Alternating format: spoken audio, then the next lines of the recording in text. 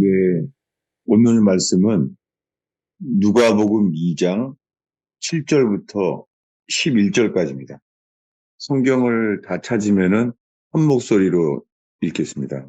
아들을 낳아 강으로 떠서 그의 이었으니 이는 여관에 있을 곳이 없음이라. 그 지역의 목자들이 밤에 밖에서 자기 양떼를 지키더니 주의 사자가 곁에 서고 주의 영광이 그들을 두루비치매 크게 무서워하는지라. 천사가 이르되 무서워하지 말라. 보라, 내가 온 백성에게 미칠 큰 기쁨의 좋은 소식을 너희에게 전하노라. 오늘 다윗의 동네에 너희를 위하여 구주가 나셨으니 곧 그리스도 주시니라. 너희가 가서 강보에 쌓여 그 위에 미어있는 아이를 보니 그것이 너희에게 표적이니라 하더니. 네, 오늘 설교 제목은 구주가 나셨으니 곧 그리스도 주시니라. 구주가 나셨으니 곧 그리스도 주시니라. 좀 이렇게 복잡하죠? 예수님이 태어났을 때 이야기입니다. 오늘 말씀에 2장 7절에 첫 아들을 낳아 강보에 쌓았습니다. 첫 아들이에요. 여러분, 첫 아들이 낳았다는 것은 무슨 말이죠? 첫 번째 아들이라 그러면은요, 예수님의 동생들이 있다는 뜻이죠. 자녀들이 더 있었죠. 물론 카톨릭에서는 아니에요. 카톨릭에서는요, 성모 마리아, 그 성령으로 예수님이 태어난 한 명밖에 없다는 거예요. 그렇지 않습니다. 성경에 많이 나와 있어요. 요셉과 모친 마리아 사이에서 그 여동생들도 있고 남동생들도 있어요. 아주 많아요. 근데 그것을 다 카톨릭에서는 받지 않죠. 여기 나와 있잖아요. First born son, 첫 아들을 낳았어요. 여러분, 이렇게 진실을 알기가 그렇게 따르는 데는 많지 않습니다. 예수님은 첫 아들이었어요. First born son. 물론 예수님은 그 이후에 육신들의 그 동생들이 많이 태어났죠. 근데 그때요, 첫 아들을 낳는데 강보에 쌌어요. 강보는 그냥 우리말로 포대기예요. 포대기. 놀랍게 예수님이 십자가에 못 박혔을 때도 이렇게 포대기에 쌓여 있었습니다. 세마포. 근데 예수님은 구유에 누웠어요. 왜 그렇죠?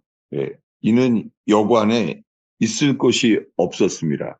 예, 사람들은 다 그들도 자기네가 누워야 될 곳이 있으니까 여관에서 양보할 사람이 아무도 없었죠. 예, 베들레헴에 있는 여관에서 아무도 양보할 사람이 없어서 짐승들의 먹는 곳 구유에 누였습니다. 여러분, 예수님은 태어났을 때부터 예수님은 메시아로 태어났는데 사람들이 다 그를 받아들이지 않은 예수예요.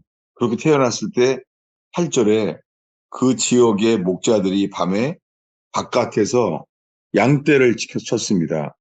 여러분, 성탄절이 12월 25일 날이 예수님이 태어난 때가 아니에요.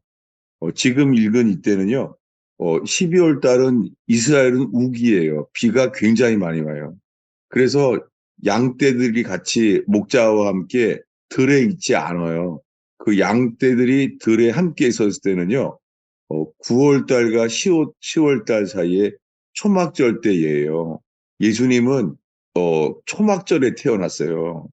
그런데 카톨릭에서 이 로만 카톨릭이 교계를 다 잡았을 때 그때 성탄절을 만들어냈어요. 그 12월 25일로 만들어진 거예요. 그래서 카톨릭은요, 로만 카톨릭이에요. 카톨릭은 로마라는 단어를 절대 띄지 않아요. 왜 그렇죠? 카톨릭은 교회인데요. 로마는 뭐예요? 로마는 국가예요. 혹시나 바티칸에 가면 알지만은 바티칸에 가면 알아요. 교황이 있는 곳은요, 국가예요. 나라예요, 나라. 국가이자 교회예요. 이 두 가지가 다 막 만난 곳이 요한계시록에선 그것이 음료예요.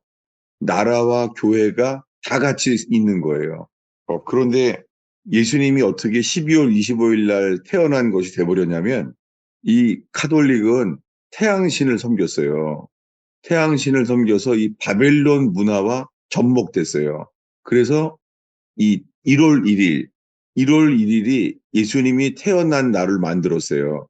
그래서 그날 할례를 행한 날짜가 됐어요. 그래서 1월 1일에서 8일을 빼면은요, 12월 25일이에요. 그래서 예수님이 그때 태어난 날로 만들어진 거예요. 예수님은 장막절에 태어났어요. 그것을 설명하겠습니다. 어, 성경 안에 답이 있는데요. 어, 누가복음 1장 5절입니다. 읽겠습니다. 이제는 헤롯 때에 아비야 반열에 들어가서 한 사람이 있었으니 이름은 사마야요 그의 아내는 아론의 자손이니 이름은 엘리사벳이라. 네, 아비야 반열의 제사장이에요. 아비야 반열이 뭐냐면은 이 아비야 반열은요, 제가 적어드릴까요? 이 아비야 반열은요, 역대상 24장에 가면은 역대상 24장 10절에 가면은요, 제사장들이 24명이에요. 1년 동안 지성소를 섬기는 사람들이 24명이에요. 그러니까 24명의 반차가 있는데 그 중에서 아비야 반차는 8번째예요. 그러니까 새해부터 시작해서 8번째 반차니까 어, 한 달에 2명씩 제사장이 섬겨요. 그러니까 네 번째 달에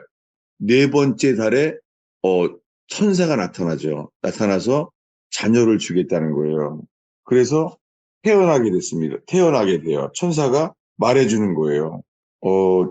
그래서 26절입니다. 읽겠습니다. 여섯째 달에 천사 가브리엘이 하나님의 보내심을 받아 갈릴리 나사렛이란 동네에 가서 네, 6번째 달에 이제 아기가 자라고 있어요.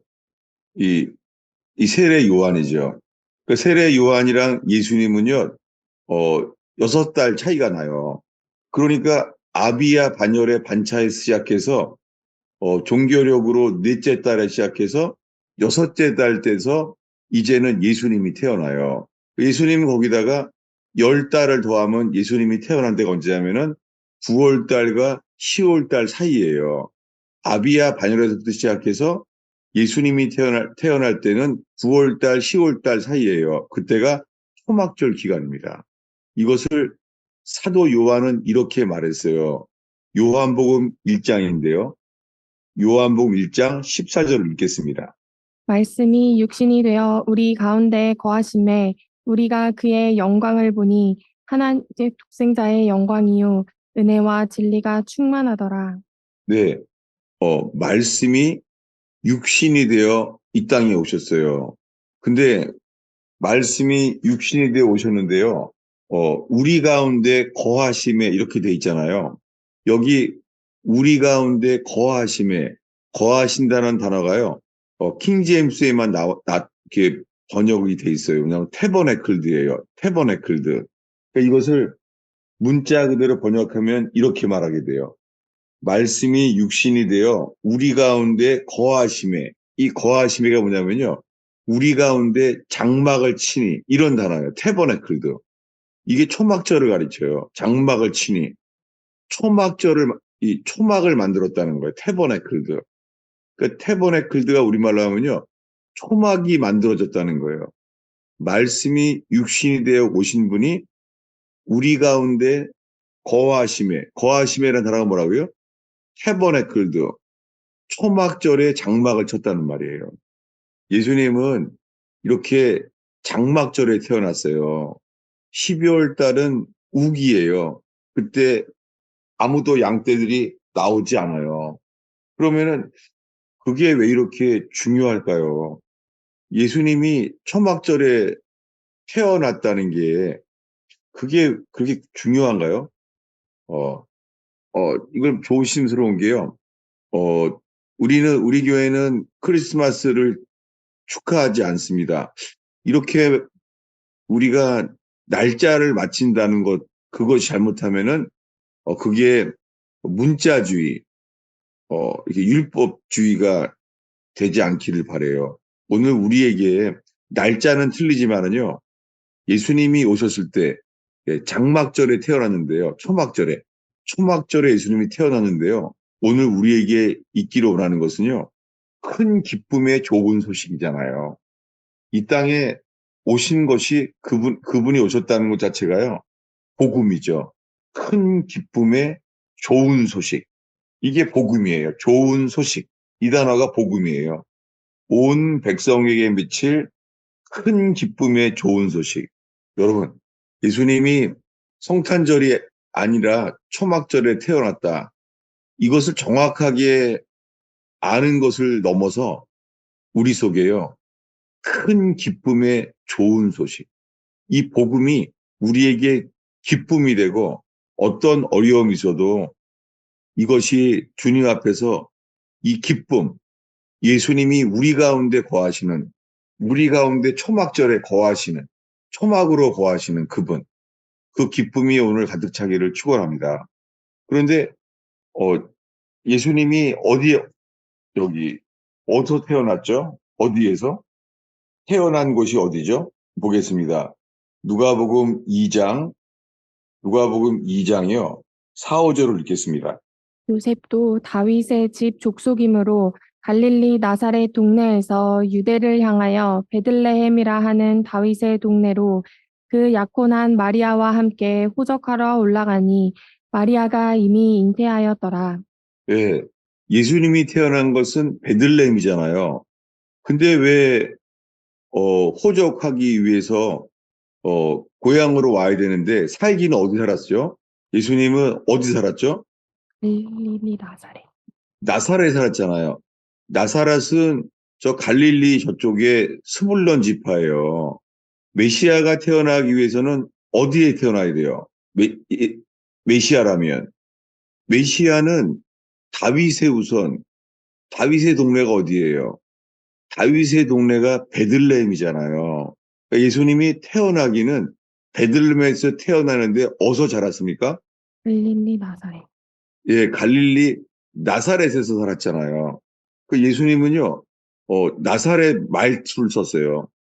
베드로도 갈릴리 사람이에요. 말투가 달라요. 이 경상도 전라도처럼 달라요.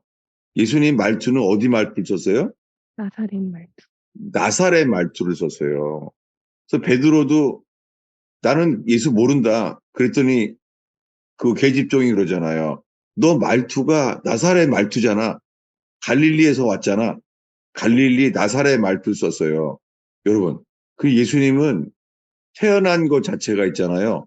오해를 받고 누명을 썼어요. 게다가 예수님이 십자가에 죽었을 때요. 빌라도가 죄패를 이렇게 했습니다. 요한복음 19장 19절을 읽겠습니다. 찾으시면 읽겠습니다. 빌라도가 패를 써서 십자가 위에 붙이니 나사렛 예수 유대인의 왕이라 기록되었더라. 네, 빌라도가요. 예수님을 죽음에 처하도록 판결한 예수님을 죽도록 판결한 빌라도가요. 죄패를 뭐라고 썼어요? 그 패를 나사렛 예수. 나사렛 예수라고 썼습니다. 여러분, 그러니까 예수님 앞에 나사렛이란 말은 뭐예요? 그 사람 출신 성분이 나사렛 출신이라는 거예요. 태어난 것이. 여러분, 예수님은 십자가에 매달린 죄패까지도요, 누명을 썼어요. 근데 예수님은 자기가 메시아가라는 것을 나타나기 위해서 있잖아요. 그것을, 오해를 받았는데도요, 예수님은 죽을 때까지 그 누명을 풀려고 하지 않았어요. 제가 이스라엘 살았었는데, 아주 그 정통 랍비랑 저랑 아주 친했어요.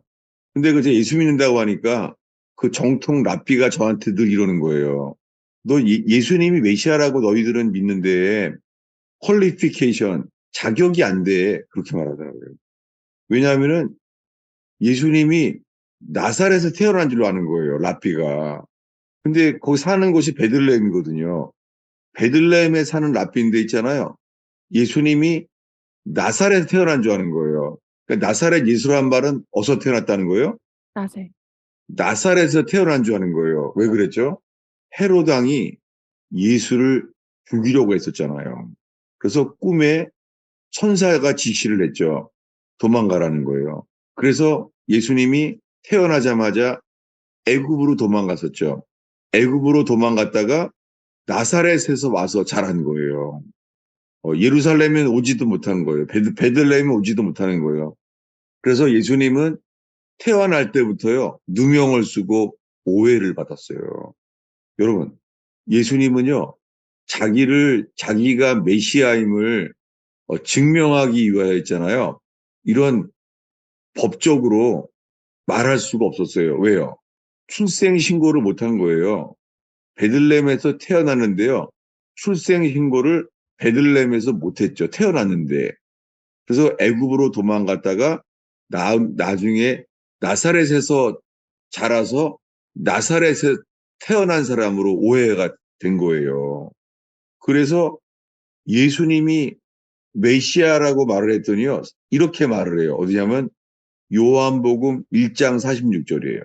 이게 아마 나다나엘이 한 말일 거예요. 요한복음 1장 46절을 읽겠습니다. 나다나엘이 이르되 나사렛에서 무슨 선한 것이 날 수 있느냐 빌립이 이르되 와서 보라 하니라. 네, 뭐라고요? 나사렛에서 무슨 선한 것이 나겠느냐. 왜요? 메시아는 어디서 태어나야 돼요? 메시아는 다윗의 동네에 태어나야죠. 다윗이 태어난 동네 유다 지파니까. 그러니까 예수님은요, 죽을 때까지 오해를 받았어요. 뭐라고요? 나사렛 예수라고요. 자, 왜 지금 예수님이요, 자기를 증명하시는 방법이 있잖아요. 주님은요, 죽었다가 3일 만에 부활했잖아요. 그리고 주님은 3년 동안 여러 번 말했어요. 나는 죽으러 왔는데 나는 고난을 받고 죽었다가 제3일에 부활하리라 얘기했습니다. 이것은 다 아는 거예요. 그래서 그 로마 군병들이요, 무덤을 임봉했죠. 왜요? 3일 만에 부활할 거라는 것을 말했기 때문에 부활을 믿지 않지만 그게 오해가 되고 누군가 시체를 훔쳐갈까봐 임봉했잖아요. 그래서 예수님은 3일 만에 부활했을 때요. 처음에 예수님이 부활을 나타내는 증거가 뭐죠? 여러분, 증거가 있나요? 예수님이 3일 만에 부활했다는 증거가 있나요? 놀랍게요. 예수님이 부활한 증거가 뭐가 있죠? 무덤 문이 열려졌을 때 주님을 사랑했던 여인들이 새벽에 왔습니다. 그 향유를 가지고 왔잖아요. 근데 왔을 때 무덤 안에 뭐가 있었죠? 무덤 안에요.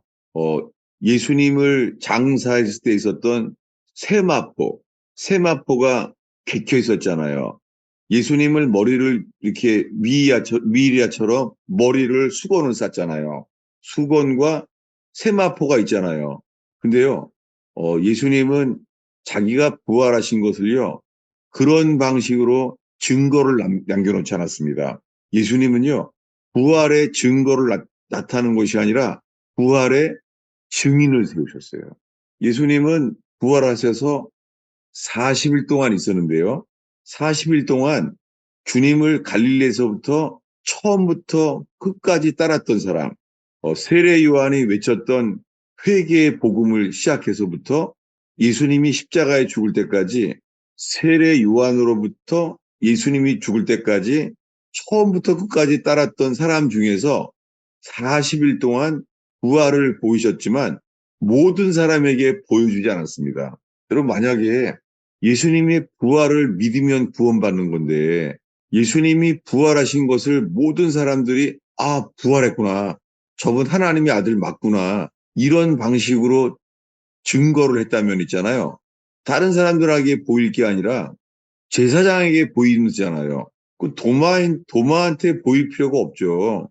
도마가 아니라 제사장에게 보이면 되잖아요. 빌라도에게 가서 되잖아요. 빌라도 집에 가서 보이면 되잖아요. 빌라도 총독한테 가서 예수님이 손과 발에 못 박힌 것을 보이면 되잖아요.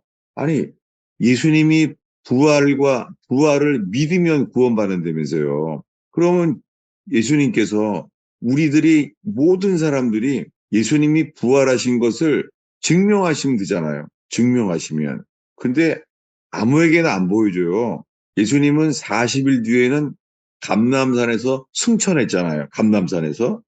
여러분, 예수님이요, 감람산에서 승천했는데 그 승천한 거 본 사람이 없어요. 누구만 봤어요? 예수님을 따랐던 사람들에게만 보여주셨어요. 이걸 누가 믿겠습니까? 여러분, 이거 믿을 수 있겠어요, 이거요? 여러분이 이걸, 이 사건을, 이 사건을 추적하는, 이게 누가복음이에요, 여러분. 놀랍게요.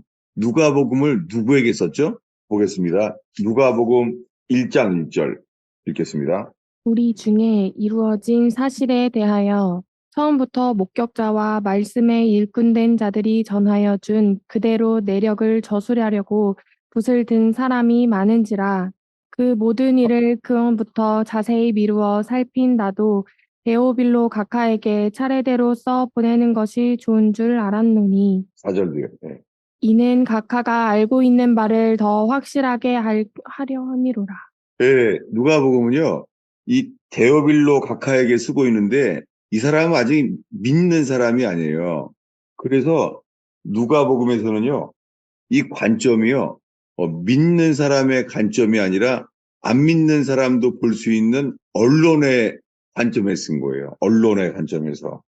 예수님은 그 객관적으로 이 얘기를 해주는 거예요. 데오빌로 각하한테. 내가 모든 거를 찾아봤다. 그리고 이렇게 설명하는 거예요. 근데 예수님은 있잖아요. 부활의 증거를 남겨둔 게 아니라요. 증인들을 남겨두셨어요. 증인들을. 그래서 이 누가를 통하여 이것을 기록하셨어요. 자, 여러분, 요즘 우리들은 그 의원교회가 겪는 연단을 통해서 저희가 제가 요셉 이야기를 많이 설교했습니다. 요셉은 형들의 시기 때문에 팔려갔잖아요. 인신매매로. 그래서 애굽에 내려갔죠. 요셉이요. 예수님이 태어났을 때 죽이려고 했기 때문에 애굽으로 도망갔던 것과 비슷해요. 그래서 애굽에 내려갔습니다. 요셉이요. 근데 요셉은 주님이 함께 했어요. 이 억울한 인생을 사는데요. 주님이 함께 했어요. 그랬더니 보디발의 아내가 유혹을 했잖아요. 그래서 보디발의 아내가 유혹을 해서 보디발이 어떻게 했죠? 그는 유혹을 이기려고 자기 웃돌이를 남겨두고 나왔죠. 자기 웃돌이를. 그랬더니 보디발이 어떻게 했습니까? 보디발의 아내가 여기 증거가 있다. 여기 증거가 있다. 여기. 여러분, 주님이 함께하는 요셉에게 있잖아요. 주님이 함께하는 요셉에게는요. 증거가 없었어요. 근데 보디발의 아내는요. 이 사람은 악인인데 보디발의 아내가 있잖아요. 거짓말을 킨 거예요. 자기를 범하려고 했다. 거짓말이잖아요. 근데 어떻게 돼요? 증거가 없는 거예요. 증거가. 그리고 보디발의 아내는 있잖아요. 요셉의 옷을 들고 있는 거예요. 요셉이 이런 자다. 그래서 누명을 쓰고 감옥에 갔잖아요. 여러분, 요셉의 옷이 보디발의 아내의 손에 있어요. 여러분, 의원교회에서 지금 어려움을 겪게 된 이유가요. 증거 불충분이에요. 그래서 못 믿는 거예요. 여러분, 주님이 하시는 방식은 있잖아요. 주님이 쓰시는 것은요. 진실한 증인을 쓰세요. 예수님은 자신이 증인이라는 거예요. 제자들은 어때요? 제자들은요. 죽음을 무릅쓰고 증거했어요. 뭐를요? 예수님이 부활했다는 거예요. 여러분, 그 당시에 언론에 의하면은요. 예수님이 부활했다는 것은요. 유언비어입니다. 근데 예수님의 제자들은 외친 거예요. 예수님 부활했다. 우리가 만났다. 사람들은 뭘 요구했겠어요? 증거를 대. 증거가 뭐죠? 증거는요. 진실을 중요하게 여기는 증인이에요. 그래서 예수님은 자기 자신을 나는 참된 증인이라고 말해요. 여러분, 증인의 삶을 사는 저와 여러분 되기를 바랍니다. 아멘. 지금 의원교회가 함께 있잖아요. 우리 모두가 지금 주님이 증인들을 만드시려는 거예요. 저는 이 증인이라는 단어가 이 증인이라는 하나님의 성품이 저한테는 큰 은혜가 있었어요. 제가 이거 찾을 수 있을지 모르겠어요. 출애굽기 23장에 이 모세의 오경에요. 증인에 대한 삶이 나와 있어요. 찾아볼까요? 출애굽기 23장. 네.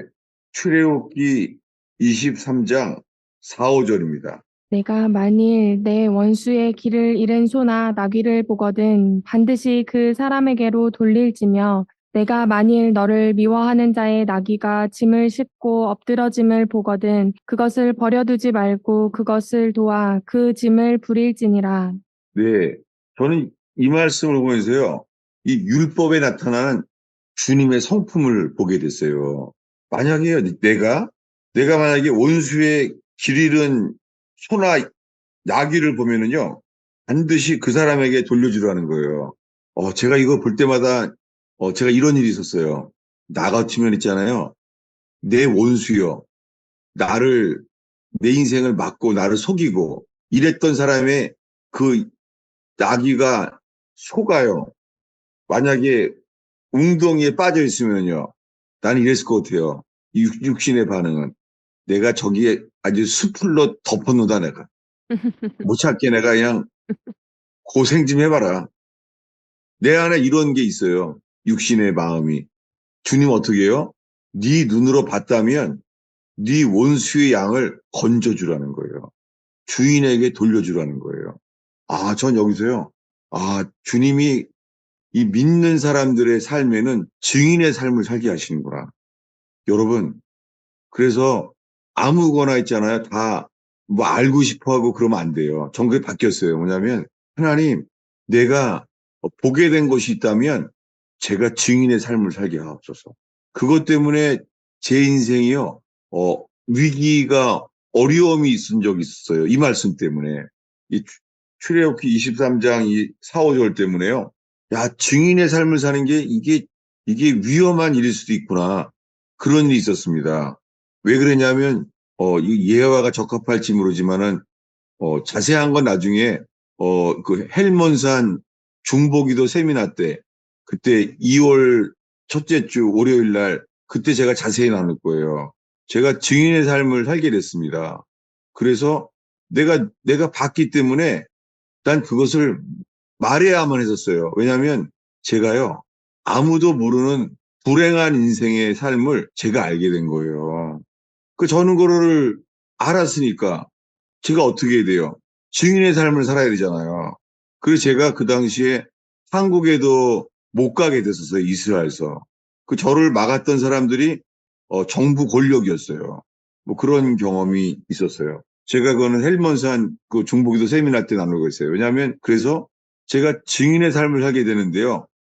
점점 그 음모를 통하여서 좀 큰 얘기인데요. 뭐냐면 온 세상을 잡고 있는요.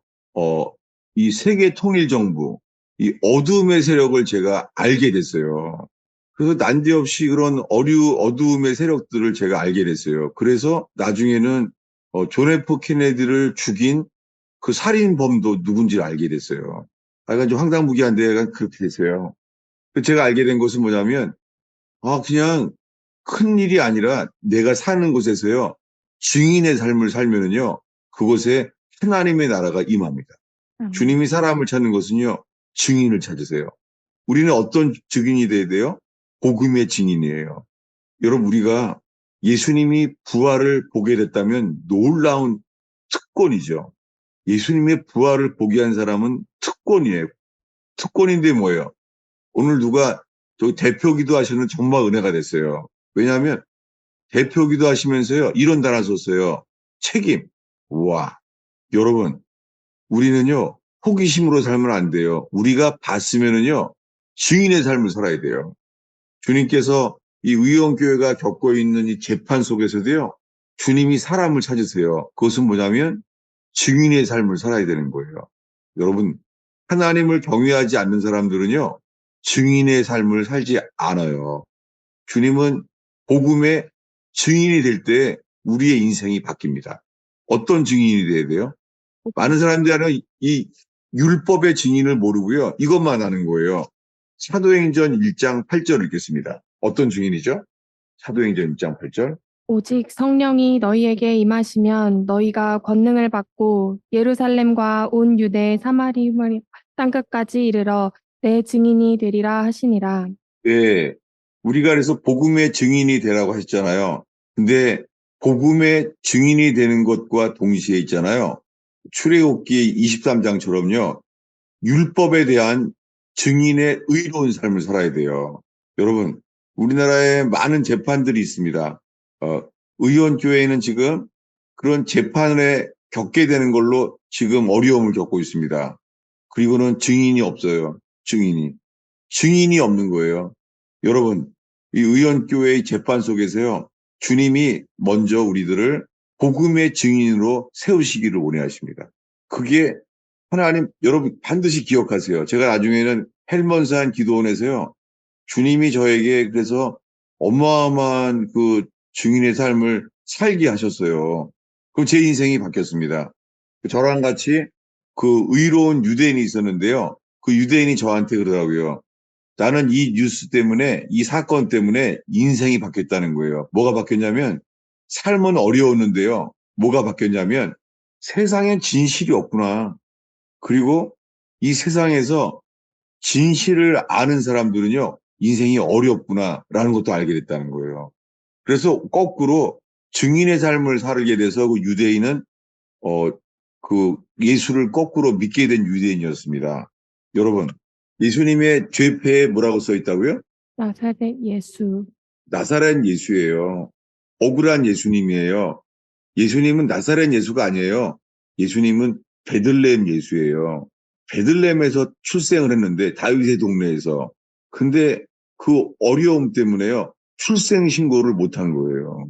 그래서 커서서야 나사렛에서 호적을 갖게 된 거예요. 그런데 놀랍게 예수님은 죽을 때까지요. 그래서 억울하게 된 거예요. 근데 천사들도 이렇게 말해요. 너희가 찾는 나사렛 예수는 오순절날 베드로에게 성령이 임했습니다. 그가 성전 앞에서 뭐라고 말하죠? 베드로가요. 은과 금 내게 없지만 나사렛 예수의 이름으로 걸어라.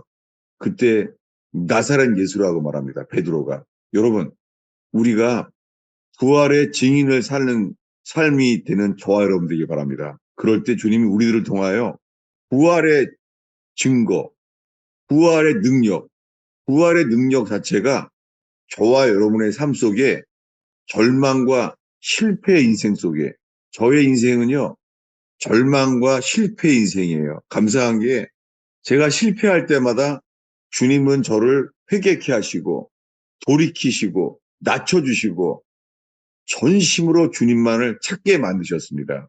저는 실패를 너무 많이 했어요. 삶의 길목마다 성공이 아니라요. 전 실패를 너무 많이 했어요. 그러니까 주님이 저한테요.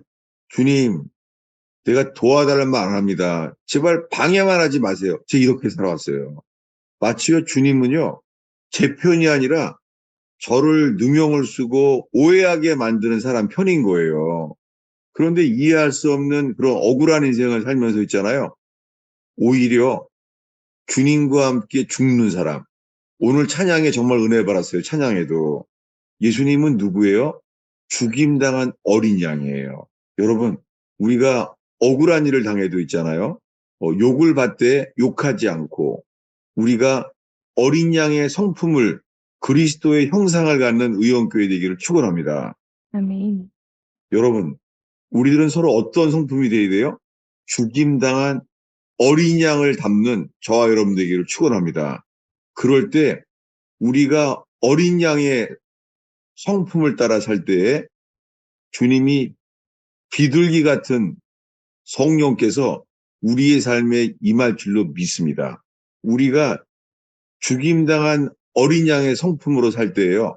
의원교회 위에 비둘기같이 온유한 성령이 의원교회에 임할 줄로 믿습니다. 아멘. 이것이 성탄절의 설교입니다.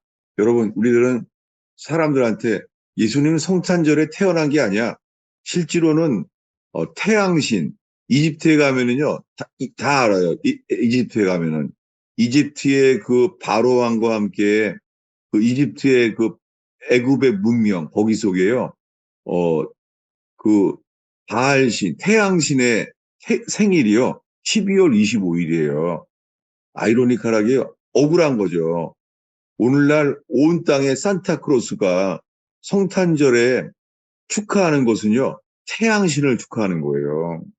그렇다고 우리가요, 예수님은 성탄절에 태어나지 않았어. 사실, 그, 그, 뭐죠, 성탄절 트리, 그게 전나무로 하거든요. 전나무. 그게 이집트의 문화예요. 이집트에서 접목된 바벨론 문명이에요. 그래서 전나무로 있잖아요. 나무를 트리를 만들어요. 트리. 그 트리 밑에다가 선물을 주고받는 거예요. 이게 어디 문명이에요? 이게 바벨론 문화예요. 그 오늘날 카톨릭은요, 바벨론 문화를 입은 거예요. 교회랑은 관계없습니다. 예수님의 피 흘려 사신 교회랑은 관계없습니다. 그런데 성탄절을 지키지 않으면요, 세상에서 뭐라고 불러요? 세상 교회는요, 펀더멘탈리즘이라고 그래요. 근본주의라고. 마치요, 어, 고집쟁이로 편협하고 왜곡이 된 사람들 뭐 그렇게 속이 좁은 사람으로 아는 거예요. 그렇게 누명을 씌우고 있습니다. 그렇게 살고 있습니다. 로이드 존스 목사님도요, 그렇게 분리주의자로, 그렇게 근본주의자로 매도됐습니다.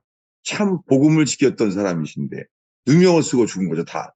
여러분, 예수님도 그렇게 누명을 쓰고, 로이 존스 목사님도 완전히 고립당해 있었습니다. 스펄전 목사님도요, 영국 교회에서 그 대형 교회인데도요, 고립됐습니다. 그래서 우울증을 많이 겪었습니다. 로이 존스 목사님도 그렇게 우울증을 겪었어요. 여러분, 우리가 진실을 지키려고 하다가 잘못하면요, 이러다 이러다가 의원교회 많은 사람들의 증상이 공황장애랑 우울증이 많으면 어떡하나. 여러분, 괜찮아요. 왜냐하면은 겪어내세요. 그럼 주님께서 어린 양의 형상을 입히면서 비둘기 같은 성령이 의원교회에 임할 줄로 믿습니다. 아멘. 기도하겠습니다. 예수님, 우리가 억울한 일을 당해도 스스로를 변호하기 위하여 남을 공격하지 않게 하시고 no attack, no defense. 주님, 우리가 그저 억울한 일을 당해도 어린 양의 성품을 따르는 의원교회 되기를 축원합니다. 가정에서도 억울한 일을 당해도 우리가 사는 곳에 가정에서도 억울한 일을 당하고 남편과 아내 사이에 시어머님과 부모님 사이에서도 억울한 일을 당할 수 있는 세상을 봅니다. 오 주님, 저희가 억울한 일을 당해도 우리가 어린 양의 성품을 따르게 하시며 죽임당한 어린 양만 따르게 하셔서 부활의 증인되게 하시고 부활의 능력을 덧입는 저희들과 의원교회 되게 하옵소서. 주님, 성탄절에 주님 잘못된 성탄절이지만 우리 속에 큰 기쁨의 좋은 소식이 있게 하여 주옵소서. 주님, 이 재판 과정 속에서 억울한 일을 당해도 우리의 마음 속에 큰 기쁨의 좋은 소식으로 인하여 주를 즐거워하며 주께 감사하는 성탄 되게 하옵소서. 주님, 이 시간에 주님 구치소에서 이 추운 겨울에 주님의 성탄절을 맞이하는 구치소에 있는 세 분 되기를 기도합니다. 또한 이 의원교회에 함께 우는 자와 함께 울고 기뻐하는 자와 함께 기뻐하는 교회가 세워지게 함을 감사합니다. 주님, 이렇게 방주가 세워지는 의원교회 되게 하옵소서. 예수님의 이름으로 기도하였습니다. 예, 어떤 거든지 질문하시고 나누시면 되겠습니다. 제가 겪은 그게 억울한 게 뭐냐고요?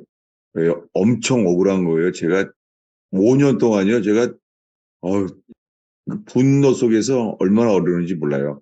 제가 최근에 의원교회와 함께 옛날에 이스라엘에서 5년 동안 누명 쓰고 억울한 일을 당했던 것, 무시당했던 것, 지금 돌이켜보니까 제가 살면서 가장 큰 어린 양의 은혜를 받았던 것, 지금 감사밖에 없습니다.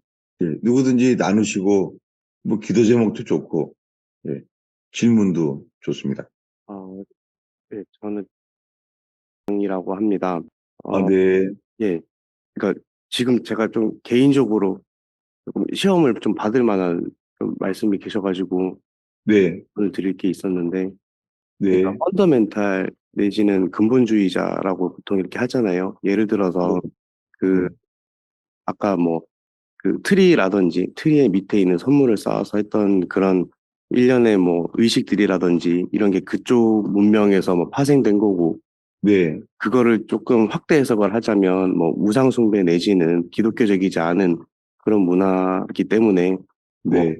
근본주의자로 막 굳이 이렇게 원리주의자처럼 하고 싶다는 게 아니라 그게 옳지 않기 때문에 그거를 멀리하고자 한다는 말씀을 하신 걸로 제가 이해를 했습니다. 네. 네. 근데 만약에 근데 보통 이거를 어떤 문명, 예를 들어서 뭐 나쁜 문명에서 파생돼서 그게 뭐 악하다라고 하기에는 그 문명이 아니더라도, 그리고 비기독교적 문명인 뭐 당장의 저희의 아시아권 문화에서 뭐 그냥 뭐 예를 중시한다는 이런 문명은 우리는 그 바탕을 가지고 있는데, 이거 자체를 우리 일상생활에서 완전히 떨어뜨려 놓을 수 있는 게 불가능하지 않거나 불가능하지 않을까 생각을 해요.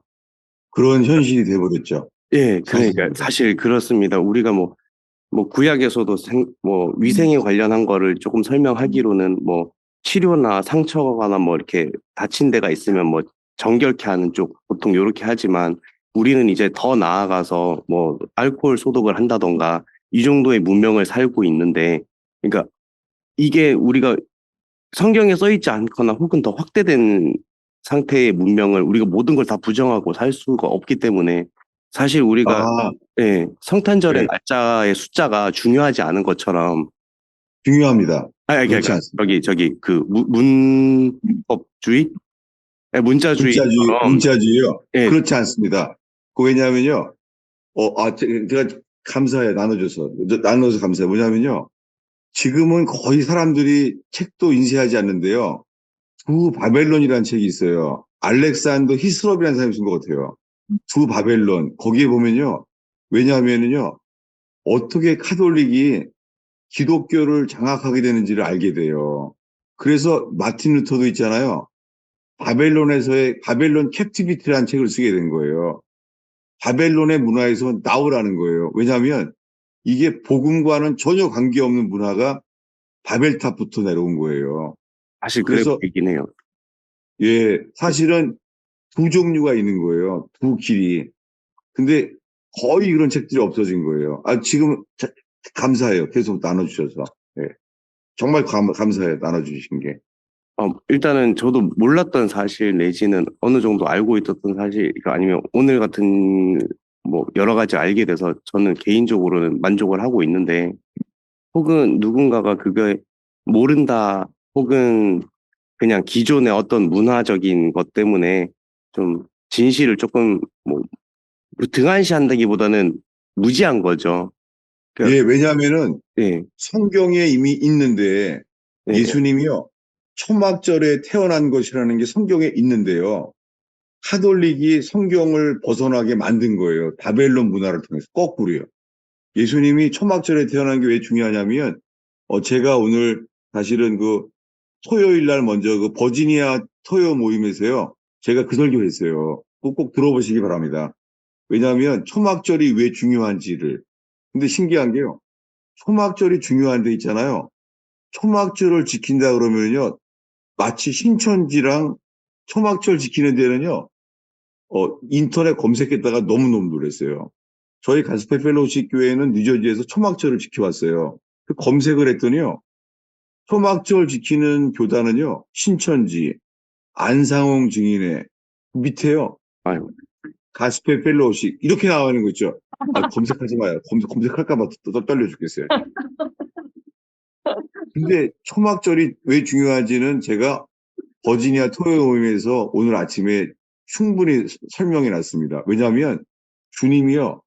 여러분, 날과 시는 언제 올지 모르죠. 주님이 날과 시는 모르잖아요. 아무도 모르잖아요. 날과 시는요. 근데요. 오시는 달은 알 수 있어요. 성경에 나와 있어요. 어느 달에 오세요? 초막절에 오세요. 그래서 제가 버지니아 토요 모임에서 먼저 말씀을 나눠놨습니다. 예. 근데 지금 의원교회는 지금 뭐냐면 이 복음의 증인, 부활의 증인, 그리고 의로운 증인, 증인들은요, 억울한 일을 당해도요, 위험한 일을 당해도 그러면 어려움을 당해요. 전에 그 해리슨 포드의 영화 위트니스라는 영화가 있었어요. 위트니스라는 영화. 혹시 본 적 옛날 영화인데 거기 보면요. 한 애가 살인 사건을 목격하게 돼요. 어떻게 돼요? 살인범들이요. 그 애를 죽이려고 하죠. 그게 아미시 마을에서 일어난 영화인데요. 그게 정말 증인은 이런 거예요, 여러분. 그래서 모든 삶 속에서 증인의 삶은요, 온수의 양이 웅덩이에 빠진 걸 봐도요, 우리는 증인의 삶을 살아야 돼요. 소유주의 책임이 아니라 하나님은요, 그 양의 소유주의 책임을 묻는 것이 아니라 증인에게 책임을 묻는다는 거예요. 놀랍죠? 저는 아까 대표기도 하신 분이 아주, 와, 어떻게 설교랑 딱 맞네. 그랬었어요. 제가, 네. 제가 형제님, 제가요, 그 책을 소개하고 싶어요. 이 바벨론 문화가 어떻게 교회를 이렇게 해왔는지요. 어떤 그 화가가 사진과 함께 낸 책이 있어요. 제가 저기 수요일 날 소개해 드릴게요. 감사합니다. 예. 우리는 복음의 진리, 갈라디아에서 말한 진리의 복음, 복음의 진리를 찾는 거죠. 우리는. 예. 감사합니다. 예를 들면요. 저희가 고나잖아요. 철로역정, 존 버년이 쓴 철로역정이라는 책을 이제 제가 보라고 고나잖아요. 근데요. 이 존 버년 철로역정 책에 있잖아요. 그 철로역정에 이제 여러 가지 어려움을 겪잖아요. 그런데 한 가지가요. 꼭 찾아보세요. 거기에 어디를 피하냐면요. 교황을 피하는 걸 나와요. 예, 교황을 피해서. 근데요. 이 철로역정의 원래판에는 교황이 크게 나와 있거든요. 근데 현대 철로역정에서는요.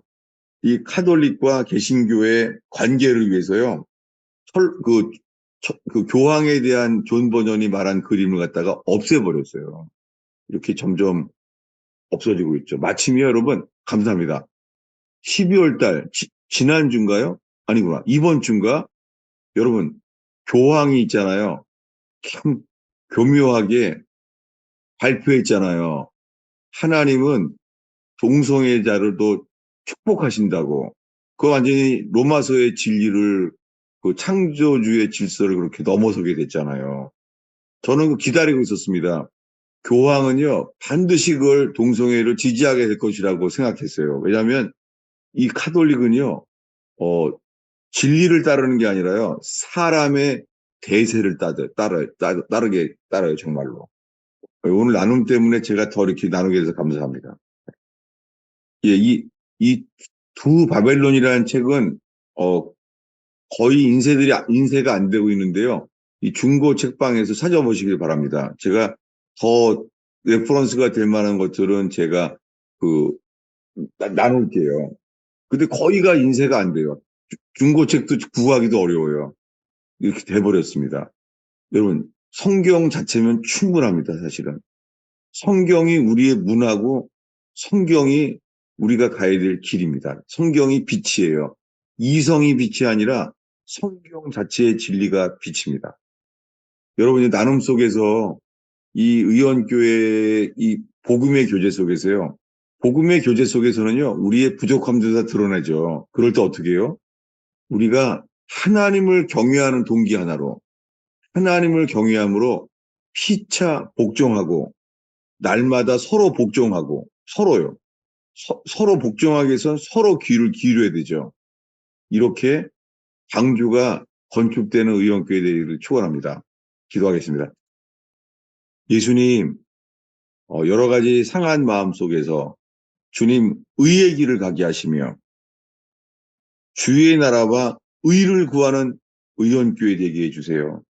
그리고 증인의 삶을 사는 사람을 통하여 주님 부활의 증인의 살 때에 하나님 썩지 아니하는 쇠하지 않는 주님 그 길을 가게 하옵소서. 의인에게만 있는 평강과 담대함으로 살게 하옵소서. 예수님의 이름으로 축원합니다. 아멘. 감사합니다, 목사님. 예, 할렐루야.